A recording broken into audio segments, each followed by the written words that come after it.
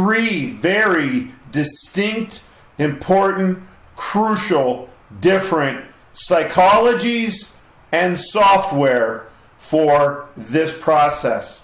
There is goal planning, where you plan goals, and I'm listing that number one when technically it's number two, because goal setting is a psychology, and if this is aim, ready, fire, because then we have goal keeping psychology. But the truth is, and the challenge is, most people get and understand planning. They'll plan. Now, plan to what? What was their psychology to set? Did they set something? And I've kind of talked to you. Did you set it high? Did you put a big standard on it? Where is it? Have you kept this psychology and kept this drive alive is one thing. And when you're creating these reality outcomes, do you believe that you have a better chance at above average or a less chance at magical, and why? What's the logic? I run into people all the time who plan very well at their day job and work and do not plan it well at home or in their real estate business. Why?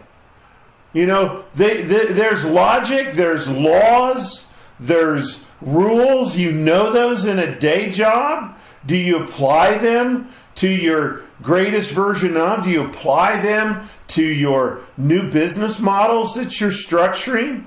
Why or why not? And what do you think will happen when you laser focus and very intensely feel and take the inspired action and it's all congruent? Why doesn't that work for you? And most people say, well, Bill, I haven't really ever done that. Well, I'll go, you've done it in your day job. You might have done it for your kids. You got them in the right camp. You got them in the team. You'll work with them all day long. You get them prepared. Now, you may have been reading along. There are notes you can get. This tonight is not as much about planning, because I think that you do a great job of planning already. The discipline that takes place as work is very different than the psychology of the self-discipline that you need to do at home, because there's no boss telling you, hey, when you come back on 4th of July, I'm going to give, which was Monday this year, I'll give you Tuesday, but July 6th, I want your mid-year review.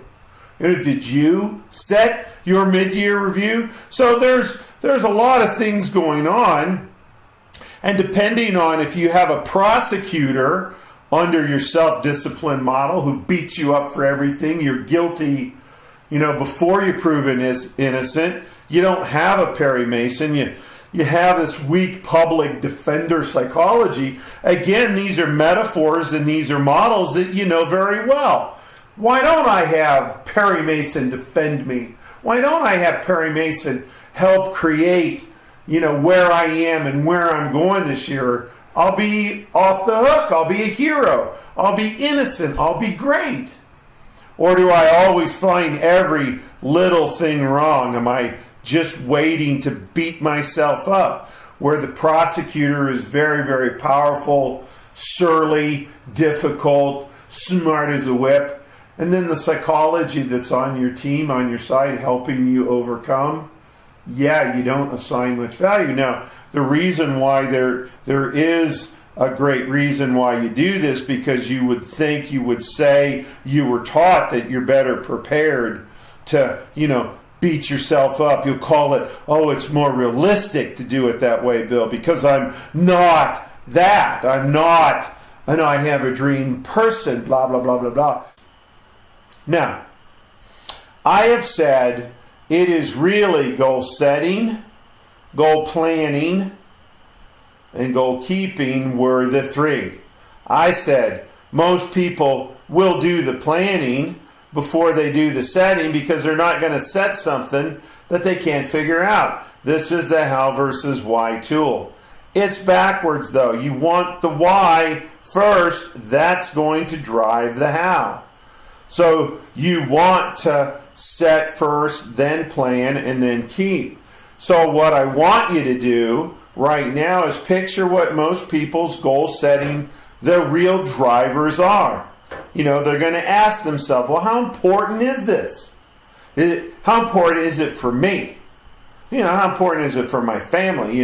Because sometimes the family's a higher priority, sometimes the family's a lower.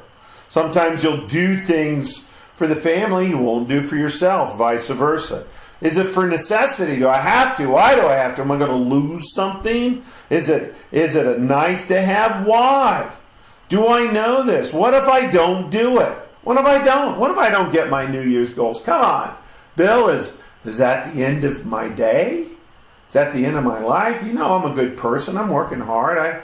I'll set them again next year. Well, what if I don't? What if I do? What if I really, really do and it fails? What if I lost in the failure? Oh, man, that's something big and important. What if I do and it succeeds? Oh, man, too much time, too much work. Oh, you go in the tool we call mismatching, and you've already gone into this future, and you've already written it as a failure. So this goes all the way back to the back, and you don't even realize it today that this is where the obstacle lies, because you're busy, working on time equations. You're working on analysis equations. I gave myself this homework, but I don't really have time. These equations are all running, and not only do you have today these equations. In order for the new you software to take hold, you've got to have a psychological program that really, really rings a big drum and sings a song and answers all of these questions in a powerful and positive sense.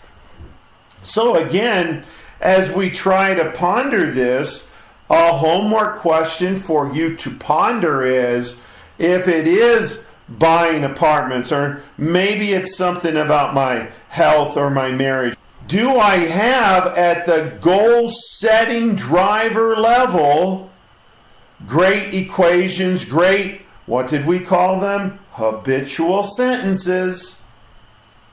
Do we have great habitual sentences that say unequivocally, this is really important for me? Do we have that? If you don't, you're already stuck. Because you'll get working on a list or thinking about what you want, and you'll be stuck. You'll be going, oh my gosh, I can't do this. Now, we've already talked about in this environment now, you sit down and you begin your goal planning program, versus if you were above average coming into this program, you likely did the goal planning. Well, I'm going to work on my marriage. Is that setting any goals? What does work on my marriage mean? We tend to set these intangible, hard to achieve. And by the way, it's not so that we can succeed at what we do. It's so that whatever we do, we beat ourselves up. I want you to ponder that. It's not about success. It's about no matter what I do, I beat myself up to do more. And so you'll do goal planning, you'll do it improper, precise, you won't do it as good as you do work. But hey, the fact that you even do New Year's resolutions, you're above average. To feel this success, to feel this greatness in motion, to answer these questions, to sit down and get really excited. If you need to add the Decide, Commit, Integrate tool, if you need to add one of the tools that I've told you that are 10, 20 minutes long out of the content, out of all these little TED Talk like tools that I've done for you, tell me, get excited about it. Now what happens is goal keeping, because you've done goal planning kicks in, let me get this out, it's a completely different animal, and it's very, very exciting. This is the fun part. You know, most people don't get here because they never really examined their drivers. They never really set a goal. They never really, put a plan to achieve that goal. But now, because we've gotten excited, we know our drivers, we've gone through the goal planning process. Remember, that was the sheet I gave you. There it is. That's the goal planning. So you've got the goal planning in progress, and things are looking good. You've got everything. Now you get to do it. Now here are the things you have to pay attention to. Adrenaline is rising. Now most people, when adrenaline rises, they call that fear. They get afraid. They start slowing down. They start putting foot on the brake. They start getting caution because they're not trained and built to run, and to run at a high level of performance in an adrenalized environment. Salespeople always going in on proposals, asking for business, winning business. Some other types of psychologies are common. Emergency room personnel live on adrenaline. Military lives on adrenaline. This is something I'm extremely well trained in, spent a lot of time. Well, when you're real goal-keeping behavior, you've got to learn you are acting, you're in motion, you're moving. And because you're acting and it's on something you don't have, failure's rising. So what you have to do as failure's rising is get up. And don't stop getting up. Get up, get up, get up, get up, get up, and you collect your prize. This is really all there is of note. Again, when you think about all the other things that you've done in business, in college, in your personal life, books you've read about success, this is the neural programming take on it. You can do Covey's 7 Habits. You can do Maxwell's 21 Pillars. You can do other toolboxes, but the challenge for most people, if they haven't done this simple 3-step process of knowing what their drivers are, knowing what really goes into their planning, then they're not going to act. They're not going to keep it. They're going to study but not propose. They're going to read but not write. They're going to not read because they ran out of time. They're not going to read for 2 weeks because work got really busy. And then all of a sudden something happened in their family. And then all of a sudden they got sick. And now all of a sudden they're 6 weeks behind. And the minute they're 6 weeks behind, they quit. They don't go back. They don't find a way to re-engage.